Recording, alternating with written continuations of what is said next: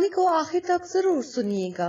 मैं एक lady doctor हूँ और एक मैटरनिटी होम में नौकरी करती हूँ। हमारी ये जिम्मेदारी होती है कि खवातीन मुनासिब देखभाल करें और डिलीवरी हो जाने पर माँ और बच्चा दोनों खैरियत से अपने घर चले जाएं।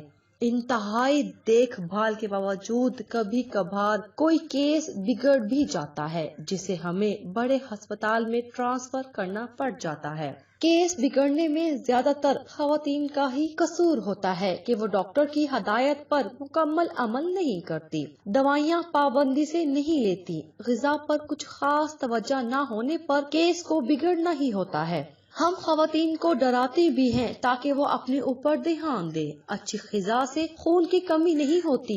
उस रोज अस्पताल में कोई नहीं आया था। मैं अपनी ड्यूटी पर थी। फारिग बैठने की वजह से वक्त था कि गुजरने का नाम ही नहीं ले रहा था। गर्मी के दिन थे। मैं खिड़की के पास बैठी थी और मुझे ठंडी ठंडी हवा के झोंके लग रहे थे।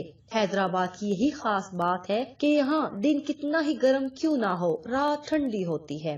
इसलिए इस शहर में गर्मियों में छत पर सोने का रवाज आम है। मैं दूसरी मंजिल पर थी, लेकिन खिड़की से सड़क का मंजर साफ दिखाई दे रहा था। सड़क पर सन्नाटे का समा था। घंटा आध घंटा गुजरने पर कोई गाड़ी या रिक्शा वगैरह गुजरता नजर आ जाता था और मैं खुद को बेदार की भरपूर कोशिश कर रही थी। अचानक एक रिक्शा अस्पताल के गेट पर आकर रुका। एक पुलिस वाला किसी औरत को सहारा देता हुआ गेट से अंदर दाखिल हुआ। औरत को देखते ही मैं समझ गई कि डिलीवरी केस है। कुछ देर में अस्पताल में अपनी एंट्री की खाना पूरी करा के वो कांस्टेबल औरत को ऊपर ले आया। औरत बड़ी तकलीफ में दिखाई दे रही थी। मैंने अपनी साथी नर्स को इशारा किया कि वो औरत को कमरे में ले जाए। एक पर्चे पर कुछ दवाइयाँ और जरूरी सामान लिखकर कांस्टेबल के हवाले किया, जिसका नाम आसिफ था। ये चीजें फौरी ले आएं। जी बेहतर, कांस्टेबल आसिफ पर्चा लेते हुए बोला। अस्पताल के गेट के पास ही मेडिकल स्टोर था। वो सामान जल्दी से ले आया।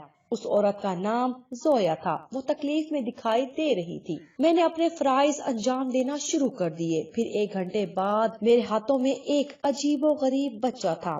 ऐसा बच्चा मैंने जिंदगी में कभी नहीं देखा था। वो एक अपाहज बच्चा था और देखने में भी बहुत बदसूरत था। वो मुझे देखकर ऐसे मुस्कुराया था जैसे कोई समझदार बच्चा हो।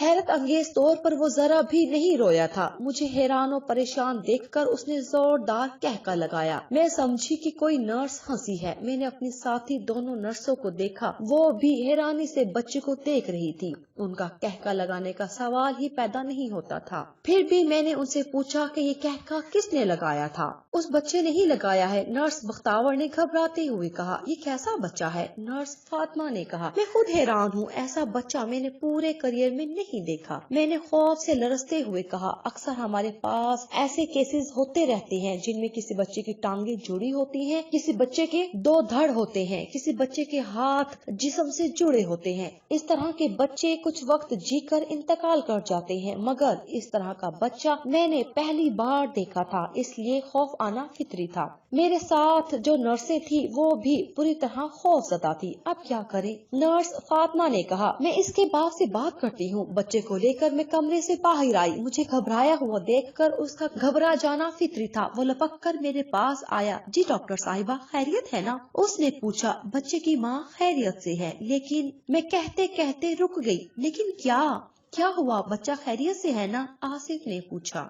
मैं सोच में पड़ गई। उसे कैसे बताऊं कि उसके यहाँ कैसे अजीबो गरीब बच्चे की विलादत हुई है। मेरी मुसलसल खामोशी पर आसिफ के चेहरे पर परेशानी से गहरी लकीरें बनती जा रही थी। मैं वापस रूम में गई और एक नर्स को इशारे से बच्चा बाहर लाने को कहा। नर्स के बच्चे को लाने पर आसिफ लपक कर उस बच्चे की तरफ आया, लेकिन जैसे ही उसके बच्चे पर नजर पड़ी वो घबराकर पीछे हो गया। उसका दिमाग माफ हो गया था। वो कभी मुझे और कभी बच्चे को देख रहा था। कुछ देर तक उसकी यही हालत रही। फिर उसने अपना चेहरा हाथों में छुपाकर फूट फूट कर रोना शुरू कर दिया। इस तरह रोने पर मुझे हैरत का झटका लगा और मैं हिम्मत करके उसके करीब गई और उसको दिलासा देने की गर्ज से बोली, हिम्मत से काम लो आसिफ, इसमें तुम्हारा क्या कसूर है? कसूर? सारा कसूर मेरा ही है डॉक्टर साहिबा। वो जैसे फट पड़ा। तुम्हारा कसूर? मैंने चौंक कर उसकी तरफ देखा। हाँ डॉक्टर साहिबा, ये कुदरत ने मुझे सजा दी है। किस बात की सजा? मैंने पूछा। मेरे बुरे आमाल की सजा है। पुलिस के महकमे में आने के बाद मैं खुद को खुदा समझ बैठा था। मुलजिमान से दोस्ताना रवैया, कमजोर और बेगुनाह लोग पर तशद्दुद करके रकम बटोरना मेरा मशगला बन गया था। मेरे अफसर भी मुझसे इसलिए खुश थे कि मैं इनको कमा कर दे रहा हूँ, और कमा कर देने वाले एहलकार अफसरान की निगाहों में दादो तहसीन पाते हैं। यही मेरे साथ भी था। अफसरान का मंजूर नजर बनकर मैं कोई ऐसा मौका हाथ से जाने नहीं देता था कि जिसमें माल हासिल हो। मुझे अच्छी तरह याद है, जब मेरी पुलिस में नौकरी लगी थी, मेरी ड्यूटी एक चौक पर रात में लगी थी। रात का 1 बज रहा था। सड़क सुनसान पड़ी थी। ऐसे में एक नौजवान का वहाँ से गुजर हुआ। मैंने उसे अपने पास बुलाया और वो मेरे पास आया और हैरत से मुझे देखने लगा। इस वक्त कहाँ से आ रहे हो? जी मैं कराची से आ रहा हूँ, उसने बताया। अच्छा, कराची से आ रहे हो? बस का टिकट है तुम्हारे पास? मैंने जरा रौब से कहा। बस वाले टिकट कहाँ देते हैं? वैसे ही पैसे लेकर रख लेते हैं, उसने बताया। मुझे तो बहुत होशियार लगता है। जल्दी से बता, चोरी करने का इरादा करके घर से निकला है ना? मैंने उसे घूरते हुए कहा। मैं चोर नहीं हूँ, वो बुखलाया। तू चोर नहीं है, फिर इतना घबरा क्यों रहा है? बोल, क्यों घबरा रहा है? मैं जोर से चीखा। मेरे चीखने पर वो सहम गया। मैंने उसके सहम जाने का फायदा उठाकर उसकी तलाशी लेनी शुरू कर दी। उसकी दोनों जेबों से कुछ खास रकम बरामद ना हो सकी। सिर्फ 50 रुपए ही निकले। बकौल तेरे, तू कराची से आ रहा है और तेरी जेब से ये रकम बरामद हुई है। सही बता दे, तू चोरी करने ही निकला है ना? मैं सच बता रहा हूँ। कराची में एक मैयत में शिरकत करने गया था और जो रकम लेकर गया था वो इतनी ज्यादा नहीं थी जो बच जाए। अब इससे पहले कि मेरा दिमाग घूमे, मेरी नजरों से दूर हो जा, वरना मैं तुझे जेल में ले जाकर बंद कर दूंगा। मैंने गुस्से से कहा। वो मेरे पैसे? उसने अपने 50 रुपए की तरफ देखते हुए कहा। अभी जा रहा है यहाँ से या चोरी के मुकदमे में जेल में बंद करूँ? मैंने घूरते हुए कहा। मेरे गुस्से से वो घबरा कर भाग खड़ा हुआ। उसके इस तरह भागने पर मेरी हंसी छूट गई, जिसे मैंने बड़ी मुश्किल से रोका। वो मुझे हंसता देखकर पलट सकता था और मेरी पहली कमाई मांग लेता। मेरे सीनियर साथियों ने मुझे इस तरह से समझाया हुआ था कि जब भी तुम्हें हराम रकम कमानी हो, अपने लहजे को सख्त बना लो। जितना गुस्सा करोगे रकम उतनी ही ज्यादा होगी, और अगर चेहरे पर मुस्कुराहट आई तो फिर समझ लो कि तुमने सामने वाले पर जितना रौब डाला है वो सब खत्म, और वो तुमसे फ्री होने की कोशिश करेगा। लिहाजा अगर पैसे कमाना चाहते हो तो फिर किसी को फ्री होने का मौका मत दो, फिर देखो कितनी रकम पैदा होती है। मैंने अपना लहजा सख्त करके 50 रुपए की रकम कमाई थी। पहली हराम की कमाई पर मैं बहुत खुश हुआ था। अब मेरा ये मामूल बन गया। मेरी जहाँ भी ड्यूटी लगती, लोगों को बहाने बहाने से तंग करके उनकी जेबों से रकम निकलवाने लगा था। मैं खुद भी थानों में देख रहा था कि दूसरे एहलकार किस तरह लोगों पर जुल्म करके रकम निकलवाते हैं। मैं किसी पर भी रहम नहीं खाता था।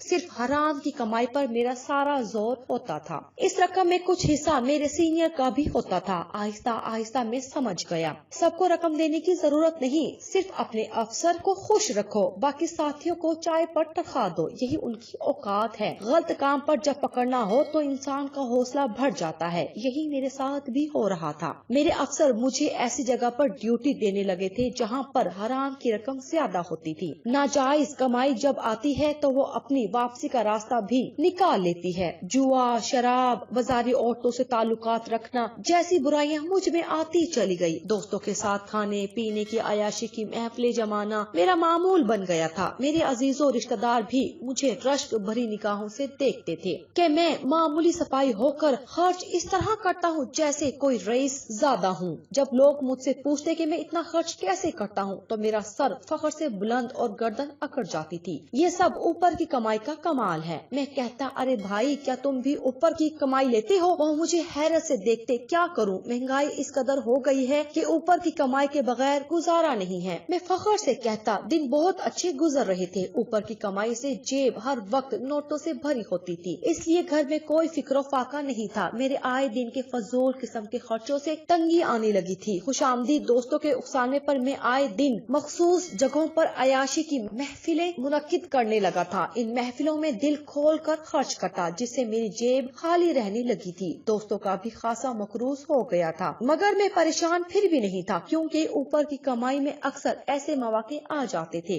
कि मैं अपना सारा कर्ज चंद दिनों में चुका देता था। اس لیے مجھے دوستوں سے پھر نیا قرض مل جاتا تھا۔ دوستوں کے قرض دینے سے انہیں یہ فائدہ تھا کہ وہ میری محفلوں میں کھل کر مفت میں عیاشی کر لیتے تھے، اور میں انہیں اس لیے مفت میں عیاشی دیتا تھا کہ وہ میری خوش آمد اور جھوٹی تعریفیں کرنے میں بڑے ماہر تھے۔ ان کے منہ سے اپنی بے جا تعریفیں سن کر میرا سر فخر سے اور غرور سے تن جاتا تھا۔ انہی دنوں میں دوستوں کا خاصا مقروض ہو گیا۔ جو آمدنی آ رہی تھی اس کا زیادہ تر حصہ قرض چکانے میں صرف ہو رہا تھا۔ میرے افسر کو اس کمائی سے حصہ نہ ملنے پر وہ بھی مجھ سے روٹھا روٹھا سا رہنے لگتا تھا۔ مجھے اس بات کا احساس تھا اور میں پوری کوشش میں تھا کہیں سے اوپر کی آمدنی کا آسرا ہو جائے تاکہ افسر کو خوش کر دوں، ورنہ میری ایسی جگہ ڈیوٹی لگا دے گا جہاں بالکل بھی اوپر کی آمدنی کا آسرا نہیں ہوگا۔ ایسا ہو جانے پر میرے لیے عیاشی تو دور کی بات، گھر کا خرچ چلانا بھی مشکل ہو جاتا۔ اور پھر ایک دن مجھے موقع مل ہی گیا۔ ہوا یہ کہ ایک ہسپتال سے کچھ فاصلے پر میری ڈیوٹی تھی۔ رات کے 2 بج رہے تھے کہ ایک شخص کو میں نے موٹر سائیکل پر آتے دیکھا۔ اسے دیکھ کر میں نے رکنے کا اشارہ کیا۔ اس نے گاڑی روک دی۔ اس وقت کہاں سے آ رہے ہو؟ میں نے ذرا رعب سے کہا۔ میں گھر سے آ رہا ہوں اور جو سامنے ہسپتال ہے وہاں جا رہا ہوں۔ اس نے بتایا۔ مجھے تو تم چور دکھائی دے رہے ہو۔ چور؟ یہ آپ کیسی باتیں کر رہے ہو؟ کیا میں شکل سے آپ کو چور دکھائی دیتا ہوں؟ اس نے غصے سے مجھے دیکھا۔ اس کا مجھے غصے سے دیکھنا ایک آنکھ نہیں بھایا تھا، کیونکہ عوام کو غصے سے دیکھنا ہم پولیس والوں کا کام ہے۔ اگر عوام نے ہمیں غصے سے دیکھنا شروع کر دیا تو ہم پولیس والے کمائی کس طرح کر سکیں گے؟ اس کا فیصلہ ابھی ہو جائے گا۔ تلاشی دو، میں نے کڑک کر کہا۔ اس نے اپنے ہاتھ اوپر کر لیے۔ میں نے اس کی تلاشی لینی شروع کر دی۔ کچھ کاغذ اور 50,000 کی روپے کی رقم کے سوا جیب سے کچھ نہ نکلا۔ کہاں سے رقم لے کر آ رہے ہو؟ کس کو لوٹا ہے تم نے؟ میں نے تیز آواز میں کہا۔ میں نے کسی کو نہیں لوٹا، وہ بولا۔ پھر اتنی رقم رات گئے جیب میں ڈال کر کیسے گھوم رہے ہو؟ میں نے طنز کیا۔ یہ رقم میں اپنے دوست کاشف سے ادھار لے کر آیا ہوں۔ میری بیوی کی آپریشن سے ڈلیوری ہونی ہے۔ اگر میری بیوی کا بر وقت آپریشن نہ ہوا تو پیدا ہونے والے بچے اور بیوی دونوں کی جان کو خطرہ ہے۔ کہانیاں گھڑ لینے میں تم چوروں کا جواب نہیں ہے۔ میں نے اپنے ہاتھوں میں 50,000 کی رقم کو للچائی نظروں سے دیکھا۔ اس رقم میں سے کچھ رقم میرے اپنے افسر کو دے دینے سے اس کی ناراضگی دور کر دینے کے لیے کافی تھی۔ نہیں نہیں، میں چور نہیں ہوں، وہ بولا۔ اچھا، اب تم مجھے بتاؤ گے کہ تم چور نہیں ہو؟ میرا اندازہ بالکل غلط ہے۔ میں نے اچھے چوروں کا دماغ درست کر کے رکھ دیا ہے۔ پھر تم کس کھیت کی مولی ہو؟ ابھی تھانے کے ڈرائنگ روم کی سیر کرواؤں گا نا، تو پھر تم سب کچھ فر بولنے لگو گے کہ یہ رقم تم کہاں سے چرا کر لائے ہو۔ میرے یقین کریں، میں سچ بول رہا ہوں۔ میری بیوی کی طبیعت بہت خراب ہے۔ مجھے یہ رقم فوری طور پر ہسپتال میں جمع کروانی ہے۔ وہ گڑ گڑایا۔ اچھا، اس کا مطلب ہے میں جھوٹ بول رہا ہوں، تم سچے ہو۔ تمہارا دماغ درست کیے بغیر گزارا نہیں ہے۔ میں نے فوراً ریوالور نکال کر ٹان لیا۔ یہ کیا کر رہے ہیں؟ وہ گھبرایا۔ تو مجھے جھوٹا ثابت کرنا چاہ رہا ہے نا؟ میں اس وقت تیرے سر کا نشانہ لے کر گولی چلاؤں گا اور تیرے مرنے پر تیری لاش سامنے جو گندا نالا اس میں پھینک دوں گا۔ میں نے غصے سے آنکھیں نکالتے ہوئے کہا۔ نہیں، ایسا غصہ نہیں کرنا، میرے چھوٹے چھوٹے بچے یتیم ہو جائیں گے۔ وہ التجا کرنے لگا۔ تیری ہمت کیسے ہوئی مجھے جھوٹا ثابت کرنے کی؟ آج تک میرے کسی افسر نے مجھے جھوٹا نہیں کہا، تو کیا میرے افسر سے بڑھ کر ہے؟ مجھ سے غلطی ہو گئی ہے، مجھے جانے دے۔ میری بیوی ہسپتال میں میرا انتظار کر رہی ہے۔ جاؤ اپنی بیوی کے پاس چلے جاؤ، اور یہ بات ذہن میں رکھنا، آئندہ کبھی کسی پولیس والے کو جھوٹا ثابت کرنے کی کوشش نہ کرنا۔ میں تمہیں چھوڑ رہا ہوں، لیکن دوسرا پولیس والا تمہیں زندہ نہیں چھوڑے گا۔ میں نے ایسے کہا جیسے اس پر احسان کر رہا ہوں۔ جی، وہ میرے پیسے اتنی بدتمیزی کرنے پر پیسے لینے کی توقع رکھتا ہے؟ زندہ رہنے کے لیے چپ چاپ چلا جا اور پیسے کو بھول جا۔ نہیں، ایسا ظلم نہ کرے، یہ بڑی مشکل سے پیسے لے کر آیا ہوں، کہیں اور سے اتنی جلدی سے پیسے ملنے کی امید نہیں ہے۔ وہ میرے پاؤں میں گر پڑا اور گڑ گڑانے لگا۔ اس کے گڑ گڑانے سے مجھے یہ سمجھنے میں آسانی ہو گئی تھی کہ وہ اثر و رسوخ والا شخص نہیں ہے، ورنہ وہ مجھے دھمکیاں دینے لگتا یا میرے اوپر شکایت کر کے اپنی رقم وصول کر لیتا۔ اس پر مجھے بہت ترس آ رہا تھا، لیکن میں مجبور تھا۔ مجھے بھی رقم کی اشد ضرورت تھی۔ میں کسی بھی طرح یہ اپنے ہاتھ آئی رقم اسے واپس لوٹانا نہیں چاہتا تھا۔ میں نے اسے اپنے پاؤں پر پڑتا دیکھ کر اسے زور سے ٹھوکر مار دی۔ وہ پیچھے کی طرف الٹ گیا۔ ریوالور کا رخ میں نے پھر اس کی طرف کر دیا۔ میں ابھی فائر کھولنے ہی والا تھا کہ وہ سمجھ گیا کہ میں کیا کرنے کا ارادہ رکھتا ہوں۔ اس لیے وہ چلایا، خدا کے لیے گولی نہیں چلانا، نہیں گولی چلانی پڑے گی، تو اس طرح باز نہیں آئے گا۔ میں نے غصے سے کہا میں چلا جاتا ہوں، اگر میری بیوی کی زندگی ہوئی تو وہ ضرور بچ جائے گی، اور اگر اس کی زندگی نہیں ہوئی تو مر جائے گی۔ اس نے اپنی آنکھوں سے بہتے آنسو صاف کرتے ہوئے کہا، اب آئے نا اپنی اوقات میں، موت کے سامنے اچھے اچھے لوگ سنبھل جاتے ہیں، تو بھی انہی لوگوں میں سے ہے۔ میں نے مسکراتے ہوئے کہا، مجھے اس وقت دل ہی دل میں بڑی خوشی ہو رہی تھی، کیونکہ اسے مارنے کی ایکٹنگ کام میں آ گئی تھی۔ میں نے سنا تھا رات میں پولیس والے عوام کو لوٹ لیتے ہیں، مزاحمت کرنے پر گولی مار کر ہلاک کرنے سے دریغ نہیں کرتے۔ آج میں نے اس کا ثبوت اپنی آنکھوں سے دیکھ لیا۔ یہ کہتے ہوئے وہ اپنی گاڑی سٹارٹ کر کے چلا گیا۔ 50,000 کی رقم جیب میں آ جانے پر میں بہت خوش تھا اور سوچ رہا تھا کہ جلدی سے ڈیوٹی کا وقت ختم ہو اور میں گھر جاؤں۔ 2 گھنٹے میں نے بڑی بے چینی میں گزارے۔ اپنے ساتھی کے آنے پر میں گھر کو روانہ ہو گیا۔ جب میں ہسپتال سے گزرا، وہاں میں نے ایک ایمبولینس کے پاس خواتین کو روتے ہوئے دیکھا۔ وہ بری طرح رو رہی تھی۔ ہسپتال کے وارڈ بوائے کسی خاتون کو اسٹریچر پر ایمبولینس کی طرف لے آ رہے تھے۔ ان کے ساتھ وہ شخص بھی تھا جس سے میں نے 50,000 کی رقم لوٹی تھی۔ اسے دیکھ کر میرا وہاں رکنا مشکل ہو گیا اور میں تیز تیز قدم بڑھاتا ہوا آگے بڑھ گیا۔ مجھے خطرہ تھا کہ ان عورتوں کو پتہ چلنے پر ان کا سارا غصہ مجھ پر آ سکتا تھا۔ شام گئے، جب میری ڈیوٹی پر واپسی ہوئی، میں سخت خوف زدہ تھا۔ رات جس بے رحمی کا میں نے مظاہرہ کیا تھا، یہ سچ ہے کہ پولیس کانسٹیبل بن جانے پر ہم لوگوں میں تکبر بہت زیادہ بڑھ جاتا ہے۔ انسان کو انسان نہیں سمجھتے، ان سے رویہ ایسا ہو جاتا ہے جیسے وہ کوئی حقیر سی شے ہو۔ اپنے افسران کے سامنے ہم ایسے بن جاتے ہیں جیسے معمولی سے چوہے ہوں۔ میں اپنے افسر کا سامنا کرتے ہوئے ڈر رہا تھا کہ کہیں اس شخص نے رات کے واقعے کی شکایت نہ کر دی ہو۔ میرے اس اقدام سے ایک حاملہ عورت کی ہلاکت ہو گئی تھی۔ وہ بر وقت ہسپتال میں پیسے جمع کرا دیتا تو شاید اس کی بیوی ہلاک نہ ہوتی۔ ڈر اور خوف کی حالت میں جب اپنے افسر کے سامنے گیا تو مجھے حیرت سے دیکھنے لگا۔ کیا بات ہے آصف، آج بڑے گھبرائے ہوئے ہو؟ طبیعت وغیرہ ٹھیک ہے نا؟ ہاں طبیعت ٹھیک ہے۔ یہ کہتے ہوئے میں نے 50,000 کی رقم اپنے افسر کے سامنے رکھ دی۔ وہ اتنی زیادہ رقم دیکھ کر چونکا۔ میں نے رات کا واقعہ بیان کر کے جب اپنے ڈر اور خوف کا ذکر کیا، میرے افسر نے زوردار قہقہ لگایا۔ پولیس والے ہو کر ڈرتے ہو؟ تم کیسے پولیس والے ہو؟ میں نے پہلے کبھی ایسا نہیں کیا ہے نا، اس لیے ڈر رہا ہوں۔ میں تمہاری ڈیوٹی آج کہیں اور لگا دیتا ہوں، اور کچھ معاملہ ہوا بھی تو میں سنبھال لوں گا۔ تمہیں کسی بھی قسم کی فکر کرنے کی ضرورت نہیں ہے۔ افسر نے 50,000 کی رقم میں سے اپنا حصہ نکال کر رکھ لیا۔ میں جب تھانے سے جانے لگا تو ایک بار پھر افسر نے میرے کندھے پر زور سے تھپکی دی۔ پولیس والے ہو کر ڈرنے کی ضرورت نہیں ہے۔ اس طرح کے نہ جانے کتنے واقعات آئے دن ہوتے رہتے ہیں، لیکن کوئی شکایت کرنے اس لیے نہیں آتا کہ انہیں پتا ہوتا ہے کہ ان کی شکایت کا کوئی ازالہ نہیں ہوگا، بلکہ وہ نئے عذاب میں مبتلا ہو جائیں گے۔ میرے افسر نے سچ ہی کہا تھا۔ واقعی وہ شخص میری شکایت کرنے نہیں پہنچا۔ اس نے صبر کر لیا تھا۔ اس کے نہ آنے پر میں بھی مطمئن ہو گیا تھا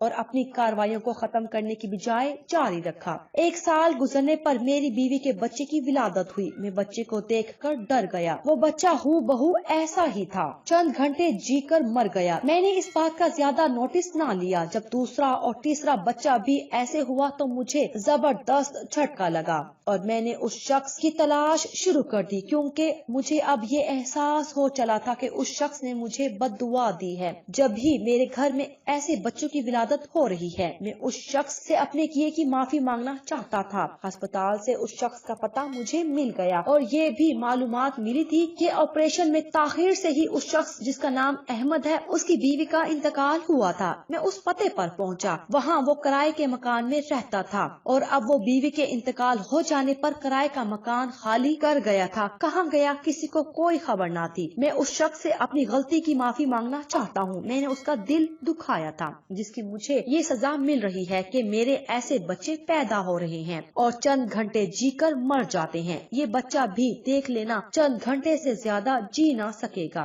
काश वो शख्स अहमद मुझे मिल जाता, मैं उसके पाँव पड़ जाऊंगा और जब तक मुझे माफ नहीं करेगा मैं उसके पाँव से लिपटा रहूंगा। वो चाहे मुझे कितनी ही ठोकरे क्यों ना मारे, मैं खुशी खुशी सह लूंगा, लेकिन जब तक वो मुझे माफ नहीं करेगा मैं उसके कदमों से दूर नहीं होऊंगा। ये कहते हुए वो फूट फूट कर बच्चों की तरह रोने लगा। मेरी समझ में खुद नहीं आ रहा था कि मैं उसे तसल्ली दूं या उसे एहसास दिलाऊं कि तुम बहुत जालिम इंसान हो। ना जाने कितने और ऐसे लोग होंगे जो उसके जुल्म का शिकार हुए होंगे, जिनके बारे में उसे पता भी नहीं है। अहमद के बारे में ही आसिफ को मालूम है, इसलिए वो उसे ढूंढकर माफी मांगना चाहता है। कांस्टेबल आसिफ ने बिल्कुल दुरुस्त कहा था। वो बच्चा चंद घंटे जीकर मर गया था और मैं इस मुद्दा बच्चे को देखते हुए सोच रही थी, न जाने कांस्टेबल आसिफ की ये सजा कब खत्म होगी।